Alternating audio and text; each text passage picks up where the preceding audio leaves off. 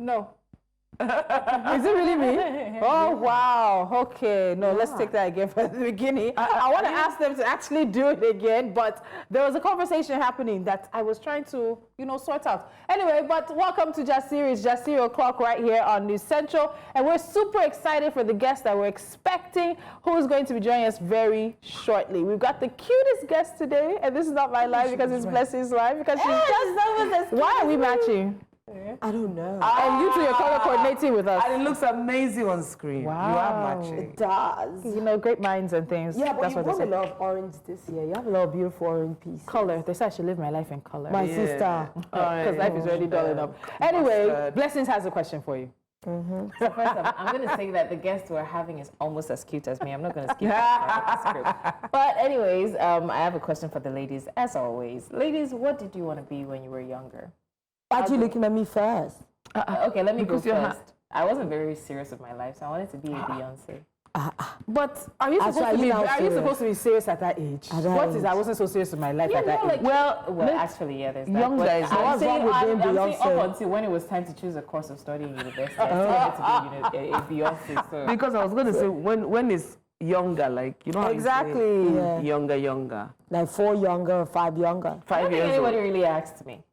And I never really gave it a thought. I just wanted to. You were born in a time that a lot of things contested for your attention. Oh, Lord. Unlike us.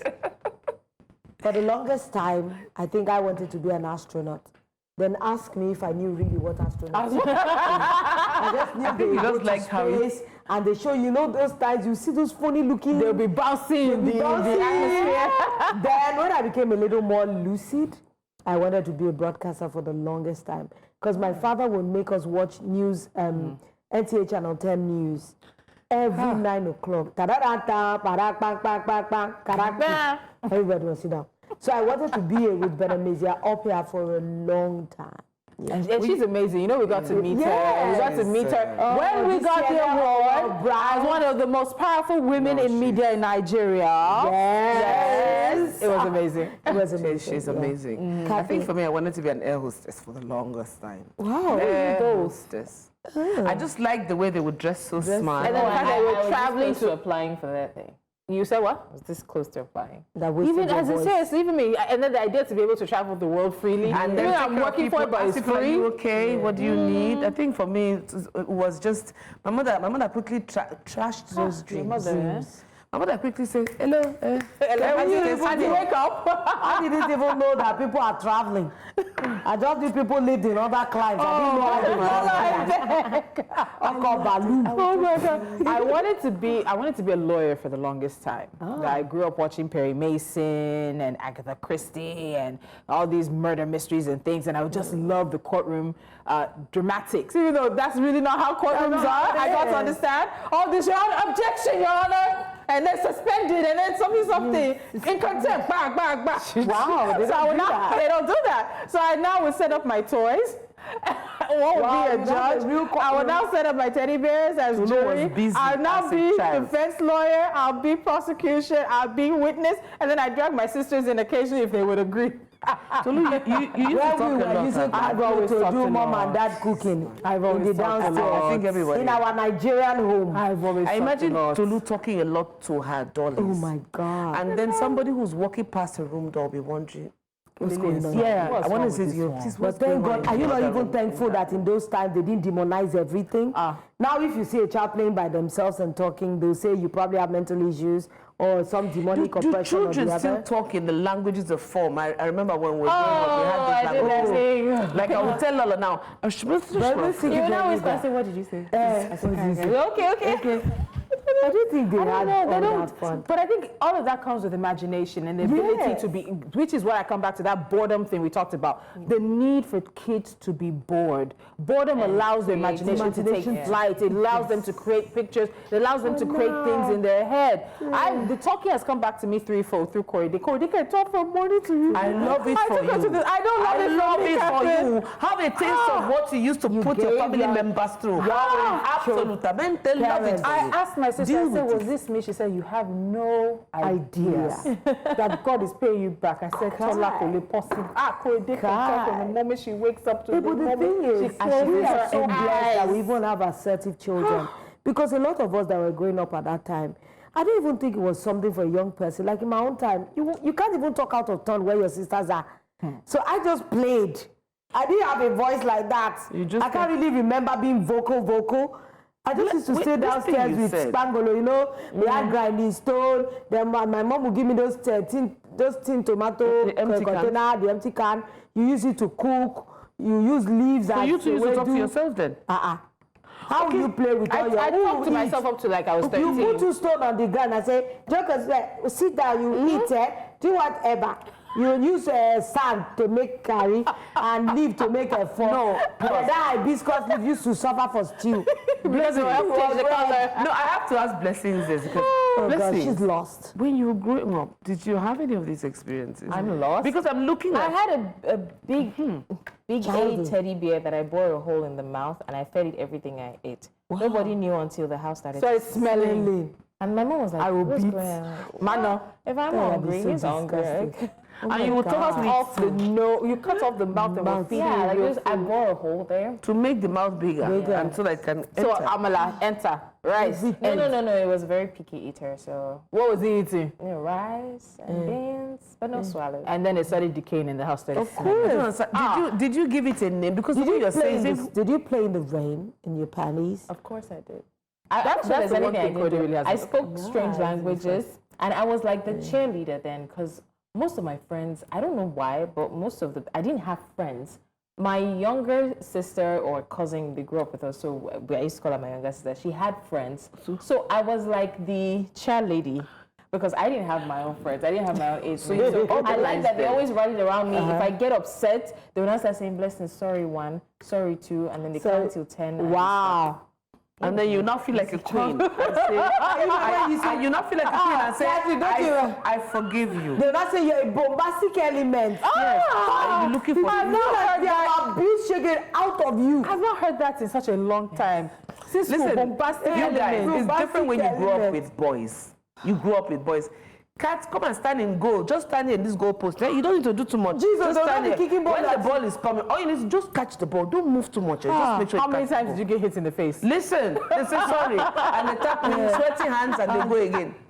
Listen, it beats, trust me, it beats living or growing up with boys. But you know what? I wouldn't change a lot of these experiences for anything. Yeah. And I wish I was able to give my daughter more. So we have neighbors where there are 2 younger sisters that come to our house and she goes to there. So at least she has childhood friends. But the ability to be outside. I remember when I was growing up, where we grew up, it was like be home before the street lights came on. And depending on the time of the year, the street lights would either come on at 6:30 or they come on at 7:30. Yeah. And then, we're all having fun. And one day I looked up and I said, these are the street lights. And then it clicked. The street lights are on. Wow. I'm outside. I'm still outside. I'm at home. As I was approaching, I just saw Reverend Doctor's frame in the door. You just they did not see me for 2 weeks. It was just home, church, and school for 2 weeks. I think the only person that suffers in the house is Nimilo, because I really am at loss at what to do with him. Because he likes to watch cartoons. And he likes to still watch SpongeBob SquarePants. I still watch cartoons. Every single cartoon Corey is watching. I'm taking her to see Moana. No, I'm taking her to see Moana, not just for her, but even for me. I would not allow him to watch cartoons at all because he's the only one we have to leave at home. All the brothers are grown now. They can go out and do their own things. But I cannot just allow Nimilo to go anywhere. Okay, so what you can do, reduce screen time, but you have to come up with things that he can when you give Nimilo laptop, he still watches cartoon on it. I don't think that watching cartoon is it. I still I don't think that's the issue. Now. I no longer watch TV, but up until like 4 years ago, I was still in love with Nickelodeon. And I can't explain how much that thing has helped me. I'm serious. I don't think it's as bad as you think it is. I still watch cartoons. I just think it's weird. I want him to watch more older people cartoons. It's his time. He's 12 plus. And so what? We're the ones who are saying that we wish childhood would last a little bit longer. I hope that he never sees this on YouTube. Because he would sell it to my face that, Mommy, my auntie said I can watch it. It's not me. He's just taking us on a break.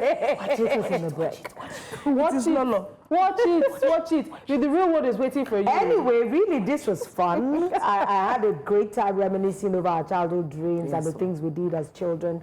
And we see where we all are now. Anyway, whether you're following your dreams or finding ourselves with new dreams, we're never too young to start dreaming and never too old to keep dreaming.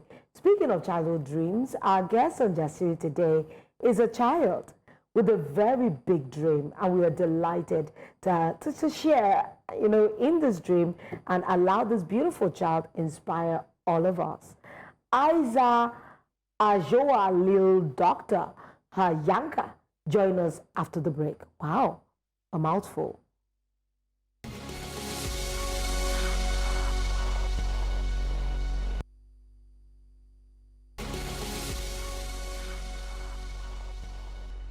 Now, childhood is often a time of boundless imagination, days spent dreaming of adventures, playing games, and discovering the world around us. And we believe that every African child's dream is valid, and our responsibility is to help them become the best versions of those dreams. Our guest today is an exceptional child whose love of medicine is winning hearts not just in Ghana, but across the continent. All right, so Aizza AdjoaLilDoc Yankah is redefining what it means to dream big. So, at just 5 years old, she's already making waves with her remarkable love for medicine and science. Today, we are thrilled to meet this inspiring doctor who is proof that age is no limit to greatness. She joins us with her mentor, who is somewhere in the background. Yes. Okay, but welcome to Jasiri Adjoa. Hi. Hi. Hi, Adjoa. Can you hear us? Oh, great. All right, let's get into it very quickly. Adjoa, can you tell us what got you interested in medicine at such a young age? I know, why do you like medicine? Adjoa, can you hear us? Hello, Lil Doc. Adjoa, did you hear the question? I said, why do you like medicine? What drew you to medicine?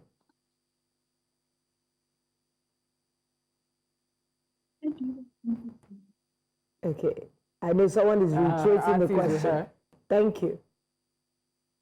I feel sad when people are sick.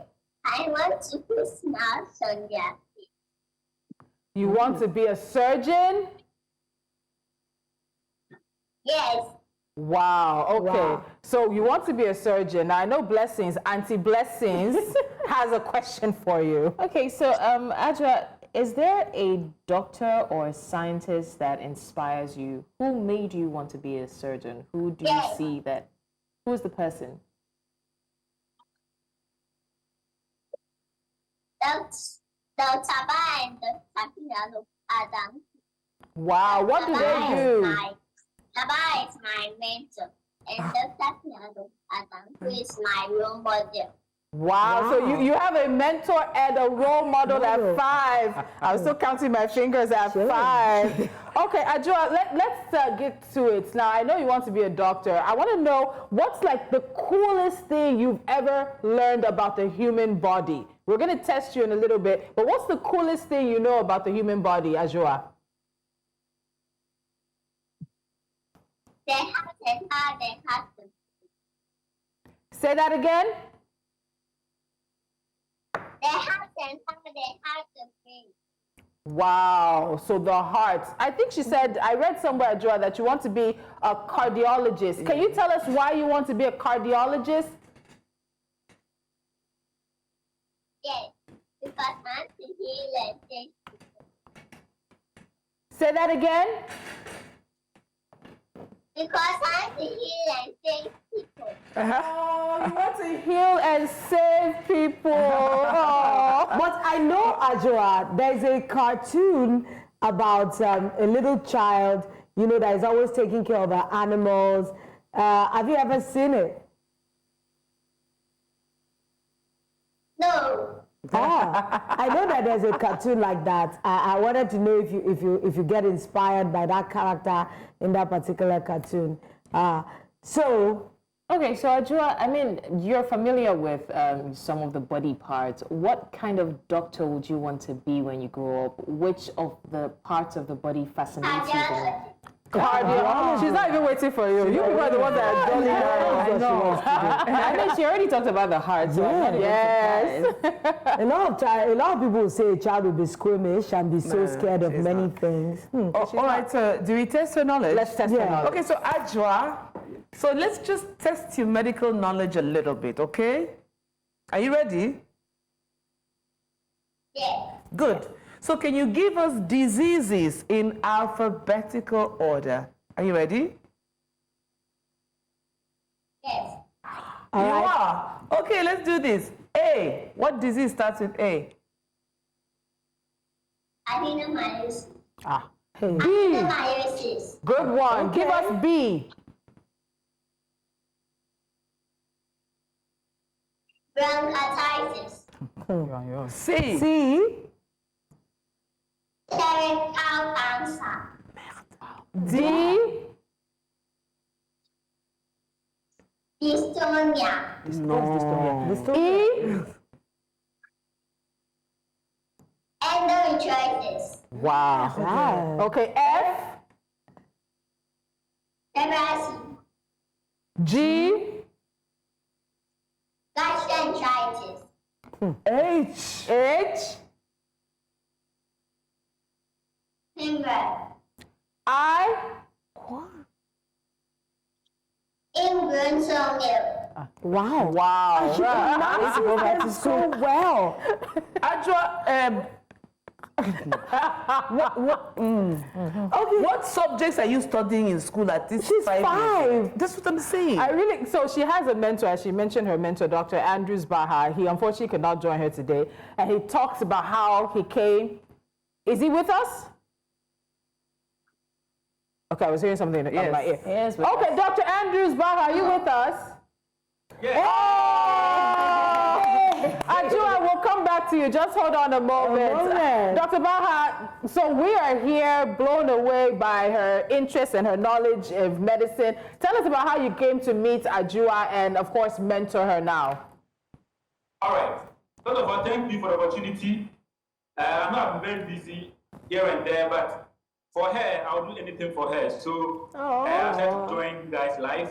Thank you. Break this story for her. Thank you. So yes, so Adjoa, later part of 2023, that was last year. Yeah. I think they had an issue with some of their online posts.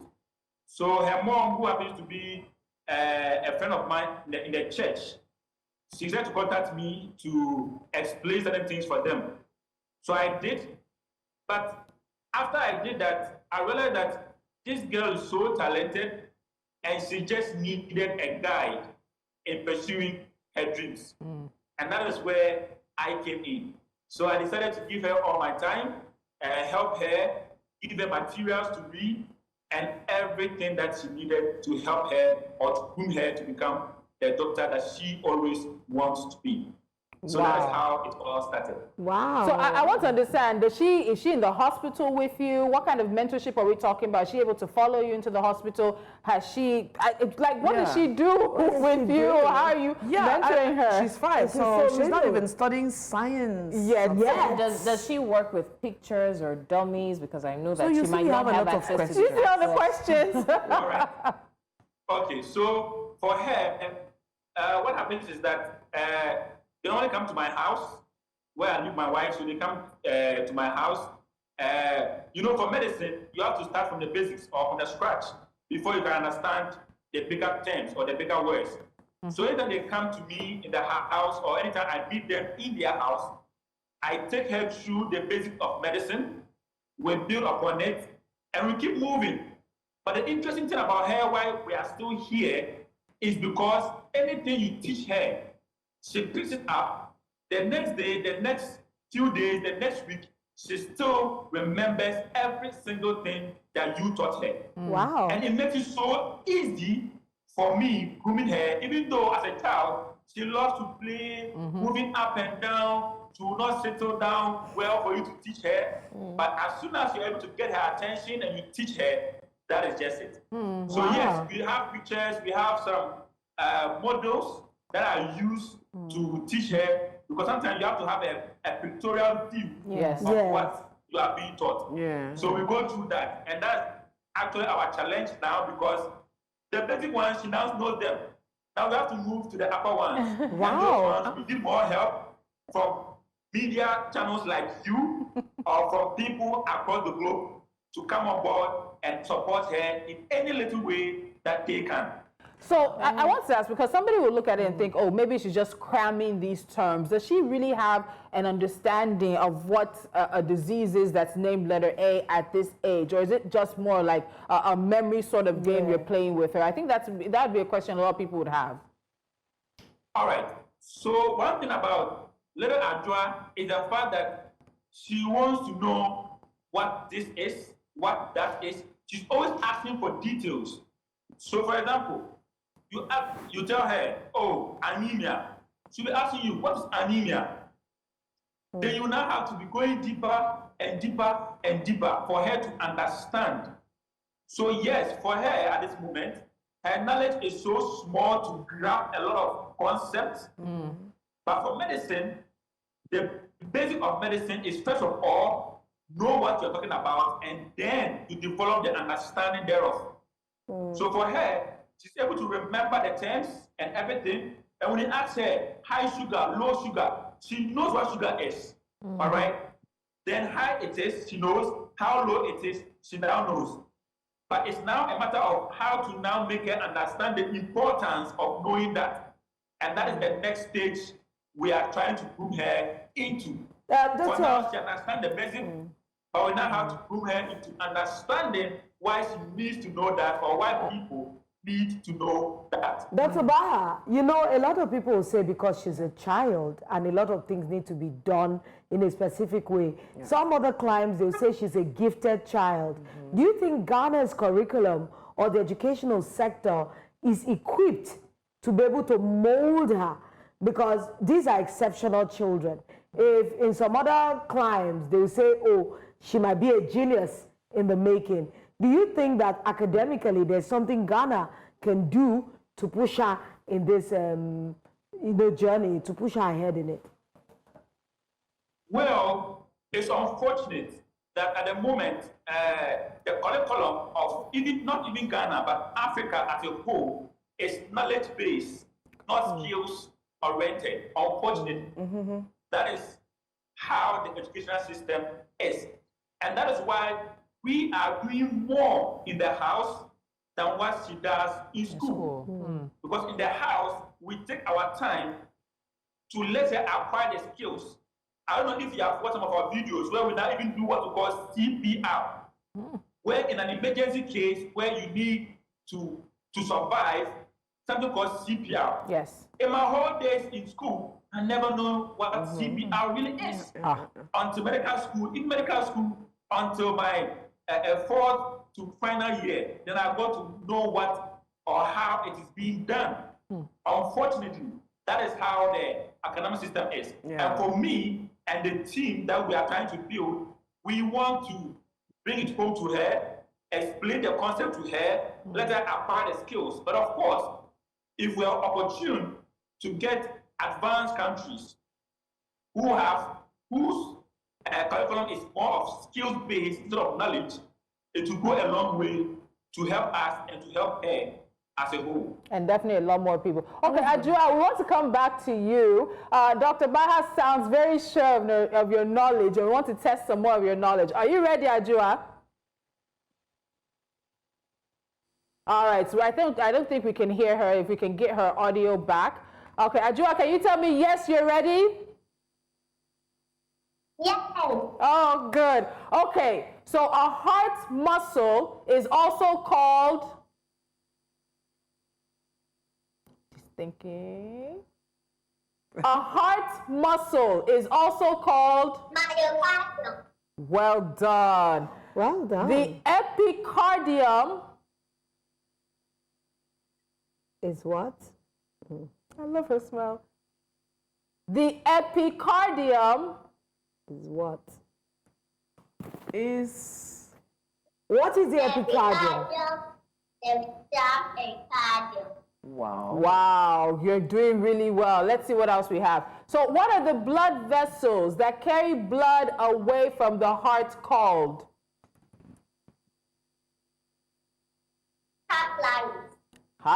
Capillaries. Okay, we're getting there. Capillaries and arteries. Then we also have one. Let's see if you get this one too. Don't worry. Capillaries work.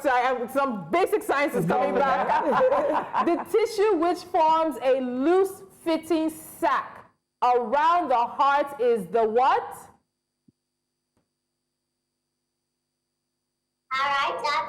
Oh, we love it. All right, here's another one. The valve between the left ventricle and the blood vessel leaving the left ventricle is called the what? Medium capital vein. Wow. Okay, Catherine, do you have some? Honestly. All right, so the smallest type of blood vessels are called what?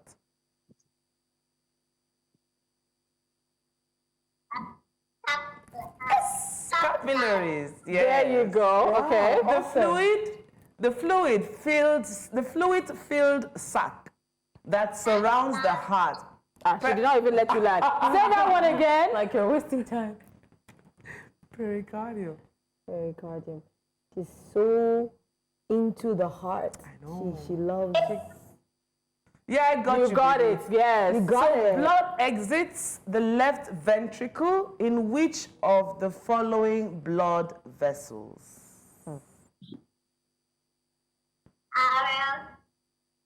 Aorta. Well done. Love it, And you can love see it. her thinking about the That's answer. good. She's engaging her mind. I love That's it. why It I also don't means think that- she's cramming. Yeah, it also Because means that if she's she's not cramming thinking, it. that means she's not cramming it.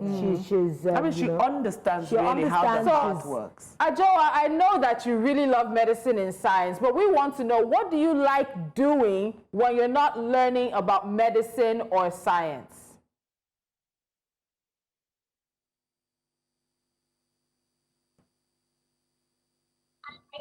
I like to watch Lego kids. You like to watch? I like to play with my cooking utensils. Oh, And I love to play with my family. Wow. wow. She loves to Oh, I love that. Nice. Adjoa, okay, I know a lot of other kids will be looking at you, your friends in school. What do you tell other children or other kids like you who have big dreams and want to become something big? What do you say to them? They should dream one day to become reality, and they should be good and take care of themselves. Wow. Wow. Wow, it's all about taking care of yourself with Adjoa. Dr. Baha, let me come to you before we quickly wrap up. It's amazing, and it's really interesting to see her as she thinks through the answers. She's articulate, she's learning on the go. We've asked her what she wants to say to other African children, but what do you say to parents? Because we have a lot of African parents who already think of the direction they want their child to go, or who are not even willing to let their children even dream and imagine. Yeah. They just want them to get ready and try to prepare them. It's not that it's their own fault, but it's just, try to prepare them for the realities. But seeing her being able to dream and actualize this dream in certain ways says a lot. What's your message to other African parents? But before I say my words to them, don't forget, she's just 5 years old. Exactly. Wow.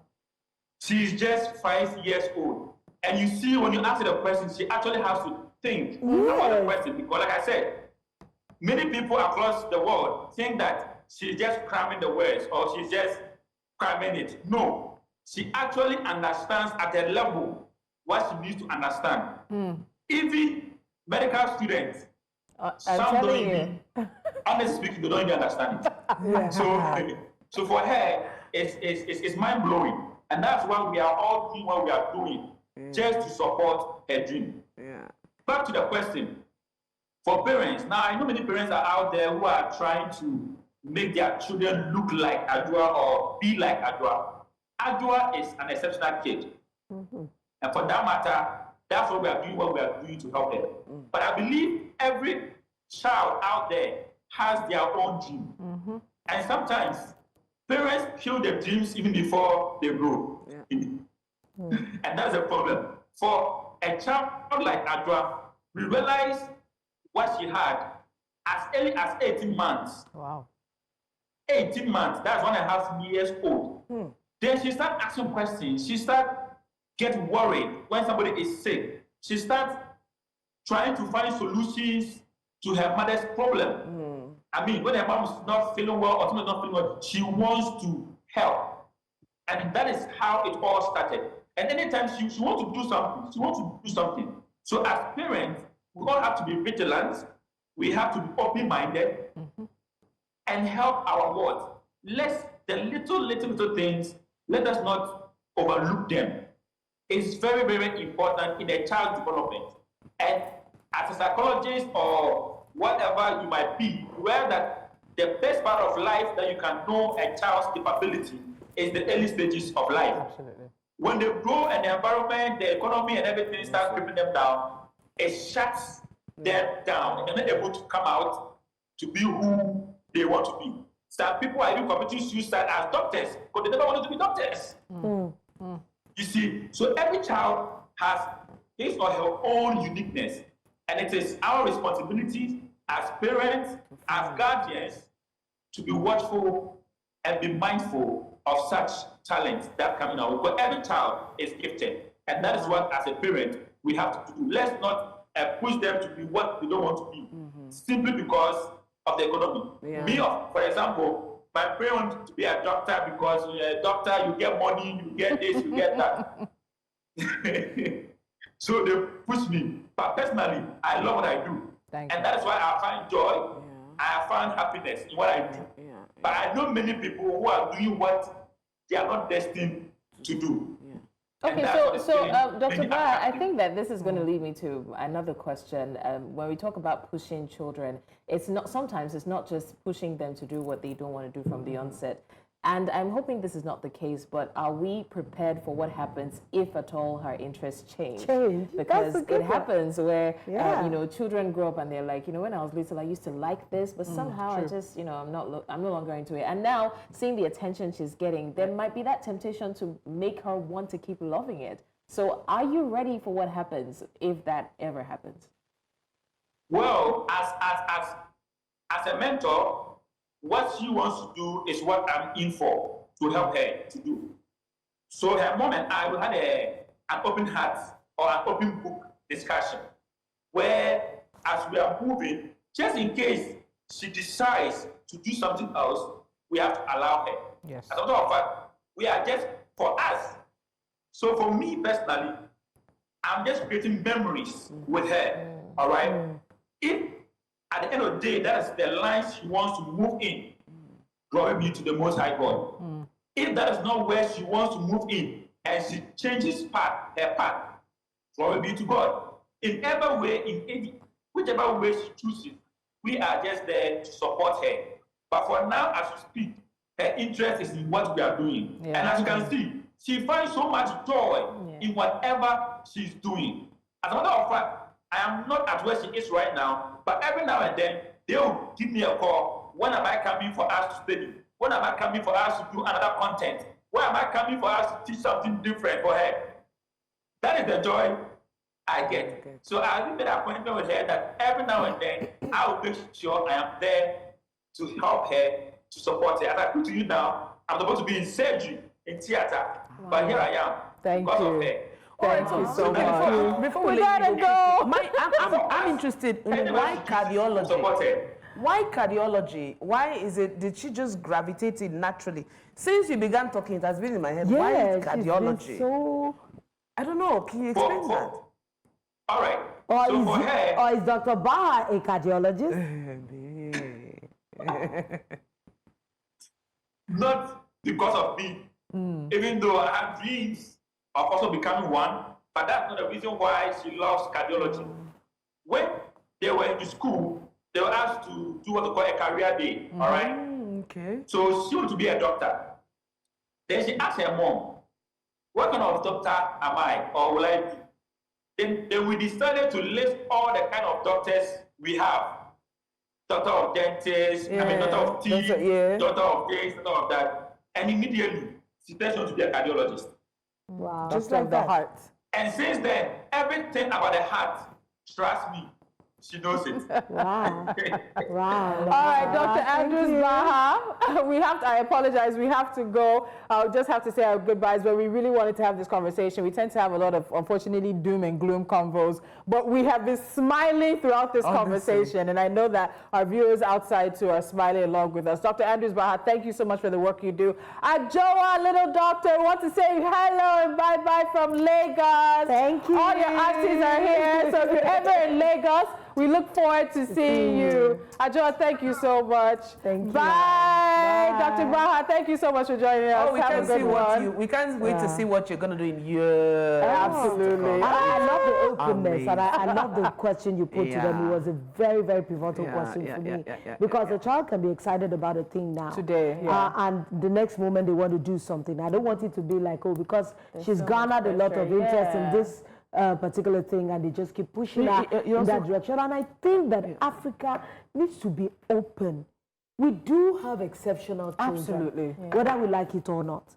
So they are just born in different generations, and they are light years ahead of their peers. So we should have, learning centers that can actually cater for such children, because abroad there are schools that cater for geniuses. Yeah, so children that you excel have in math, yes, in you have science. magnet schools, but I'm not sure. I think Lagos has a school for the exceptionally gifted or gifted children or something like that. I've heard that recently, but I'll check that out. But I think it's important. But one thing he also made mention of really shocked me. He said that he wasn't until he was, I think, second year in medicine or something that he found out about CPR. I'm telling you. And see, it is. I think our curriculums across the continent, even though there are changes, are not helping. And that is why this is the reason. Do you know I could not graduate without learning CPR? In the States I grew up in, we had to take CPR as a second or as a one-semester course, and you would not graduate. The state of Tennessee did not certify you as having completed CPR and the Heimlich maneuver.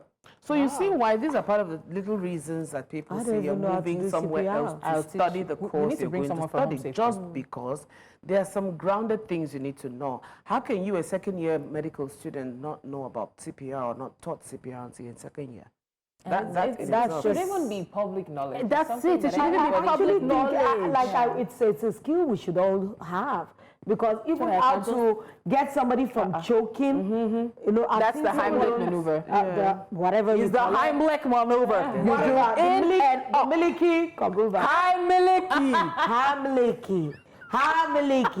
the Heimlich maneuver. We're gonna go on a break. I'm tired of these women. Let's go on a break. When we come back, we have some hot topics for you. Heimlich.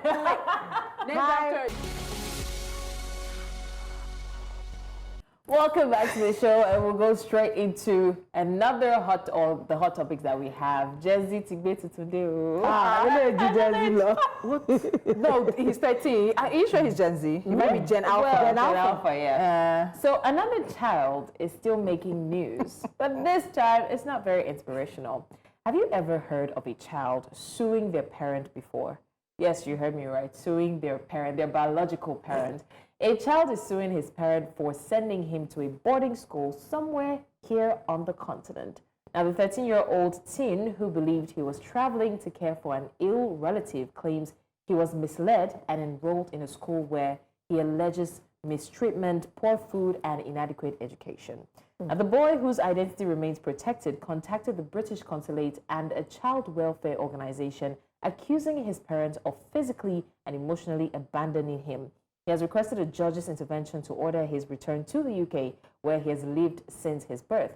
Now, at the court hearing, his legal representative, Deirdre Fortrell, described the parents' actions as stark and brutal, highlighting the boy's extreme unhappiness, feelings of humiliation, and reports of being, why am I laughing? Reports of being teased by peers for being deported. Now, Fortrell argued that the decision to send the boy abroad without warning or without his consent was harmful and disproportionate. That is his lawyer there. That's his lawyer. In defense, so Rebecca Folk is representing the father, defended the decision as a responsible exercise of parental authority, citing concerns over the boy's behavior in the UK, which included being difficult to manage, skipping classes, staying out late, engaging in activities that raised fears of grooming or criminal influence.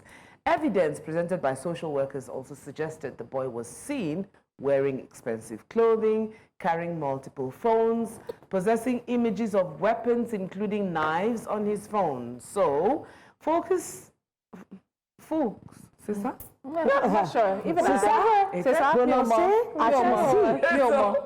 Folks, yeah, For folks. Lucas. It's folks.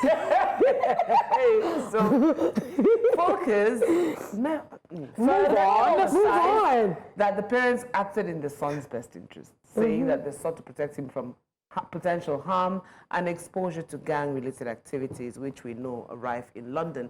So she concluded with urging the court to respect the parents' decision, even if it contradicted the boy's wishes. Now, the boy has denied all claims of being involved in a gang in London, and the case is currently still in court. However, it has drawn attention to issues surrounding parental rights, cultural expectations, and the welfare of children in cross-border family disputes. A ruling on the matter is expected in the coming weeks, which we'll be following very closely with. But what it leads us to is his parents are definitely African. Yeah. We don't know. The story says African country. It did not specify a country. And he's a first generation, which means he was born there of African parents. And he's full. He's never been to, maybe he's visited, but he's never lived on the continent. Honestly, I'm looking forward to the ruling in this particular case. Why? The ruling Because can be it's novel. It's going to set a precedent for other things because this is a conversation. What do you think the ruling might be? Because it can go, I know it can go both ways, but I actually think that a parent, are they trying to strip a parent of rights to their children before they come of age? So my thing is, you know that some of these Western countries are big on child rights. These are the conversations you should have before you go there to have children, because now he has every right. You deceived him into coming back to the country. It's more like kidnapping and everything. But how are we going to say propagates the stubbornness or disobedience? They encourage that. Inadvertently or directly, they do that. They encourage a child to be. You hear stories of children, African children, who go to school and the teachers call them aside. Are you okay at home? Are your parents beating you? This is what's going on, just to tickle their mouth to talk. And when that happens and the child just hesitates, in my language, they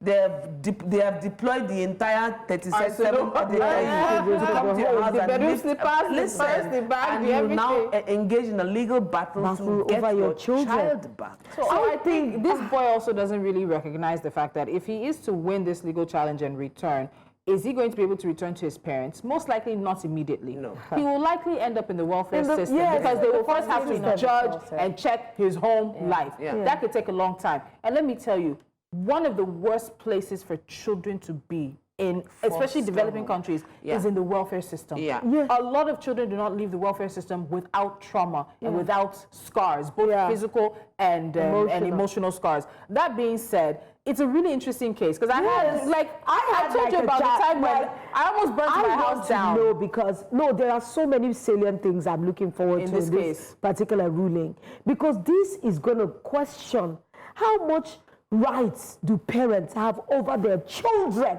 that are not of age yet. So the question is not an African question. No, it's not an African question. No, so that's what I'm saying. Because that's what Blessings is right to say.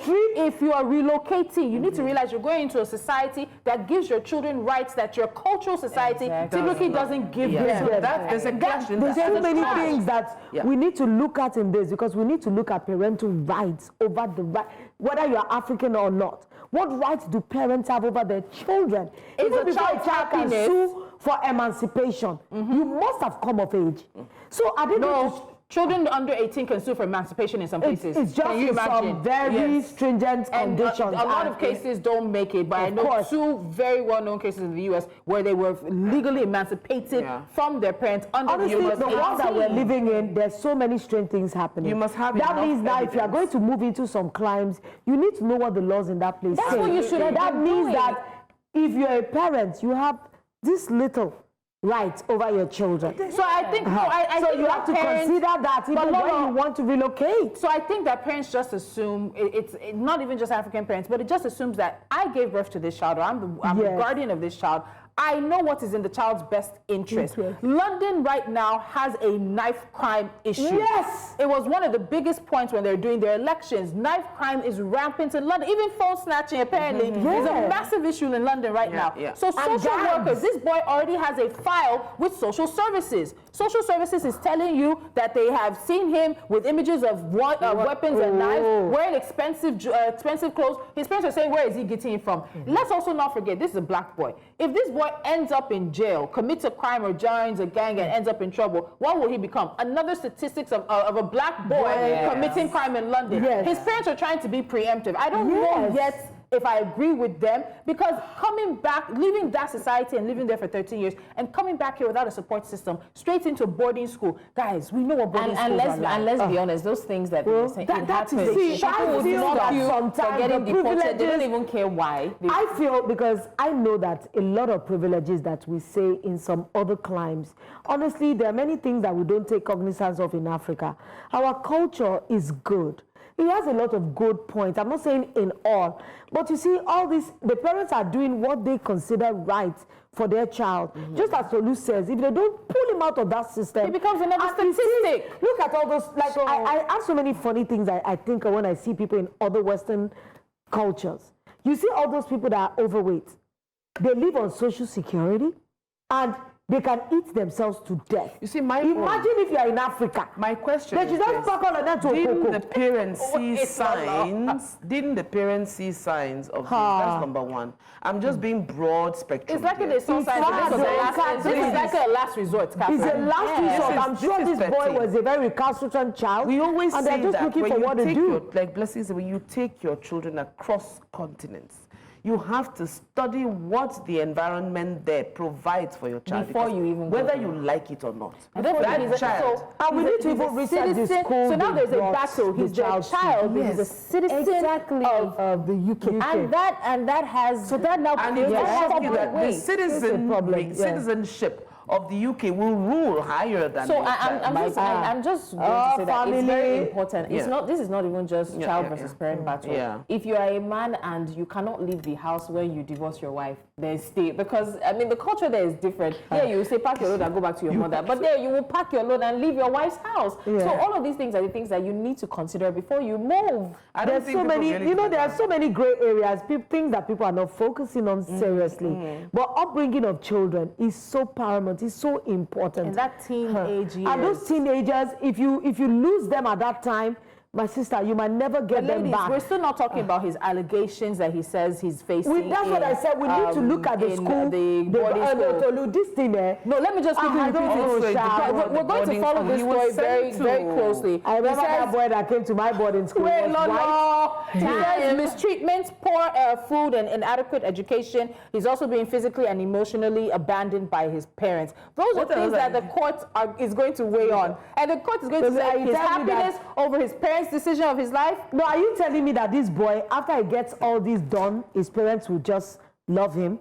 That abandonment he thought he didn't feel. Let's go. Jasiri lovers, this is the much we can take, but please, before you jack back, consider the laws and the rules. My children are here. But that's all we have for you today. Join us again tomorrow for another sizzling hot episode of Jasiri. That's what we do here. That's why we're an award winner. Why are you rapping? Oh, yeah, you will soon be sent to boarding school. Bye.